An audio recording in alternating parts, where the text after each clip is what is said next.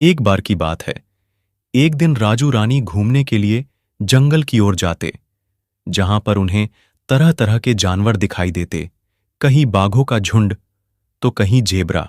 ये सब देख के राजू रानी से बोलता, रानी, मुझे यकीन नहीं हो रहा। मैं बाघ को सामने से देख पा रहा हूँ। हाँ राजू, मुझे भी यकीन नहीं हो रहा। मुझे तो ये एक सपना सा लग रहा है कि मैं बाघ को इतने सामने से देख रही हूँ, लेकिन मन में डर भी है राजू की कहीं कोई जानवर हम पर हमला किया तो फिर हम क्या करेंगे, कैसे खुद को बचाएंगे। कुछ नहीं होगा रानी, चलो ना और आगे जाते हैं। हमें आगे और भी जानवर देखने को मिल सकते हैं, और वैसे भी इतने दिन बाद हम लोग को घूमने का मौका मिला है। इतना बोलकर ये दोनों आगे घने जंगल की तरफ जाने लगते हैं, जहां उसे और कई तरह के जानवर देखने को मिलते हैं। फिर जैसे ही ये लोग कुछ दूर जाते, उन्हें वहां एक गैंडा दिखाई देता, जिसके बाद जैसे ही ये गैंडा इन दोनों को देखता, इनसे बोलता, रुक जाओ बच्चों, तुम दोनों कौन हो और तुम लोग इधर कहाँ जा रहे हो? हाँ गैंडा जी, मेरा नाम राजू और इसका नाम रानी है। हम लोग जंगल में जानवरों को देखने के लिए आए हैं, क्योंकि काफी समय बाद हमें घूमने का मौका मिला है। लेकिन बच्चों, तुम लोग आगे नहीं जा सकते। आगे एक हिरण है जो बहुत ही मायावी है।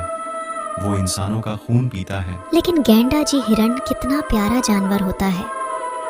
वो कैसे इंसानों को मार के उसका खून पी सकता है? रानी बेटा, उसने अभी तक कई लोगों को मार चुका है। उस हिरण का खौफ इस जंगल में इतना है कि मेरे जैसे ताकतवर जानवर भी उसके पास जाने से डरते हैं। लेकिन गैंडा जी, मुझे आपकी बातों पर यकीन नहीं हो रहा। एक हिरण इतनी खूंखार कैसे हो सकती है? वो कैसे इतने लोगों को मार सकती है? इतने दिन बाद हमें घूमने का मौका मिला है, और आप उस मौके को बर्बाद करना चाहते हो। गैंडा जी, हमें जाने दीजिए। हम लोग को पूरे जंगल का शेर करना है। चलो रानी, चलते हैं। लेकिन राजू, वो हिरण की बात सच भी तो हो सकती है ना। मैं नहीं जाऊंगी, मुझे बहुत डर लग रहा है। चलो ना रानी, कुछ नहीं होगा। देखो ना, कितने सारे जानवर देखने को मिले, और वैसे भी मैं हूं ना तुम्हारे साथ। इतना बोलकर राजू रानी को अपने साथ लेकर घूमने के लिए जाने लगता। ये जैसे ही कुछ दूर जाते, उन्हें सामने एक हिरण दिखाई देता, जिसे देखने के लिए ये दोनों उसके पास जाने लगते। देखो ना रानी, ये हिरण कितना प्यारा और सुंदर है। मेरी तो नजर ही नहीं हट रही इस पर से। हाँ राजू, ये बहुत ही मनमोहक है। मैं भी मोहित हो गई इसे देख के। तभी जैसे ही हिरण की नजर इन दोनों पर जाती, ये बोलता, कुछ दिन से घास और पत्ते खा खाकर बोर हो गया था। अच्छा हुआ तुम दोनों मिल गए। आज तुम्हें ही चबा के खाऊंगा। हिरण्य की ये बात सुनकर राजू और रानी पूरा घबरा जाते और बोलते, रानी, कहीं गेंडा जी की बात सच तो नहीं? ये हिरण मायावी तो नहीं, जो इंसानों को मार के उसका खून पीता है? मैंने तुम्हें पहले ही बोला था राजू की चलो घर चलते हैं, लेकिन तुम माने ही नहीं। मुझे बहुत डर लग रहा है। उसके बाद राजू हिरण से बोलता, हम लोग को कुछ नहीं करना। हम तो सिर्फ यहाँ घूमने आए थे। हमने आपका क्या किया है? राजू जैसे ही इतना बोलता, हिरण अपनी माया से बहुत ही विशाल हो जाता और इनसे बोलता, आज तुम दोनों को मेरे पेट में जाने से कोई नहीं बचा सकता। हिरण्य की ये बातें सुनकर राजू और रानी जोर जोर से चिल्लाने लगते। ये तो रानी और राजू की आवाज है। कहीं वो लोग कोई मुसीबत में तो नहीं, या फिर कहीं वो लोग हिरण के सामने तो नहीं चले गए। मुझे जल्द ही अपने साथियों को लेकर वहां जाना होगा। राजू और रानी को बचाने के लिए गेंडा अपने साथियों के पास जाने लगता, जहां उनके साथी झुंड में गप्पे मार रहे होते हैं। ये उनके पास जाता और बोलता, भाइयों, मुझे तुम्हारी सहायता चाहिए। गांव के 2 बच्चे जंगल की ओर चले गए हैं, जहां मायावी हिरण रहता है। वो लोग मुसीबत में हैं। हमें उन लोगों को बचाना होगा। लेकिन मायावी हिरण तो बहुत ही खतरनाक है। चंगू भाई, वो तो कई लोगों को मार चुका है, और हम जैसे ताकतवर जानवर भी उसके सामने एक चींटी के बराबर है। हमें कैसे भी करके उन्हें मायावी हिरण से बचाना होगा। वो हमारे कई भाइयों को भी मार के खा चुका है। हम लोग को एक साथ मिलकर हमला करना होगा।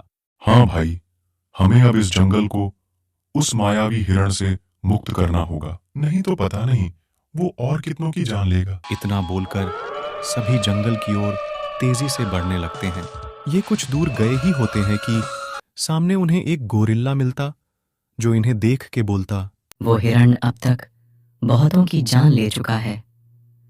वो जंगल में रहा तो एक एक करके सबको मार देगा। मेरे पास एक मंत्र है जो मुझे गोरिल्ला साधु ने दिया था और बोला था, इस मंत्र का उपयोग करके तुम उस मायावी हिरण को मारो तो वो हमेशा के लिए मर जाएगा। कौन सा मंत्र गोरिल्ला भाई? उसके बाद गोरिल्ला वो मंत्र गेंडा को बताता। ओम विनाशाय मायावी हिरणाय स्वाहा। ये मंत्र बोलकर आप उस हिरण पर जैसे ही हमला करोगे वो वही हमेशा के लिए मर जाएगा। अगर ऐसी बात है तो मैं उस मायावी हिरण के पास अकेला जाऊंगा। इतना बोलकर गेंडा अकेले मायावी हिरण के पास जाने लगता। बच्चों और हिरण की आवाज तो यही से आ रही थी, लेकिन यहाँ पर तो कोई नहीं है। कहीं हिरण राजू रानी को खा तो नहीं गया? ये जैसे ही इतना बोलता, इसे कोई आवाज सुनाई देती। बचाओ, हमें जाने दो। हमने आपका क्या किया है? हम तो सिर्फ जंगल की शेर करने आए थे। ये तो राजू और रानी की आवाज है। मुझे जल्दी वहां जाना होगा, नहीं तो पता नहीं क्या हो जाएगा। आज मेरी भूख सिर्फ तुम दोनों के शरीर से ही मिटेगी। बच्चों, आज तुम्हें कोई नहीं बचा पाएगा। आज तुम कैसे बचोगे? वो सोचो मायावी हिरण। बहुत हुआ तुम्हारा आतंक, आज तुम्हें कोई नहीं बचा पाएगा। गेंडा जी, आप आ गए। हमें बचा लो गेंडा जी। हमने आपकी बात न मानकर बहुत गलती कर दी। ये तुम्हें बचाएगा। पहले गेंडा ये सोचे कि उसे कौन बचाएगा। इतना बोलकर ये और भी विशाल हो जाता और बोलता, अब मैं आज तुम तीनों को मार के खाऊंगा। तभी गेंडा गुस्से में बौखलाए हुए वो मंत्र बोलता, ओम विनाशाय हिरणाय स्वाहा। इतना बोलते ही उस मंत्र की शक्ति गेंडा के सिंह में आ जाता। ये हिरण के पास जाता, उसे जोर से अपने सिंह से मारता, जिससे ये हवा में लहराते हुए कई फीट दूर जा गिरता और वहीं पे वो हमेशा के लिए मर जाता, जिससे सभी जंगलवासी उस हिरण के आतंक से बच जाते और खुशी खुशी रहने लगते।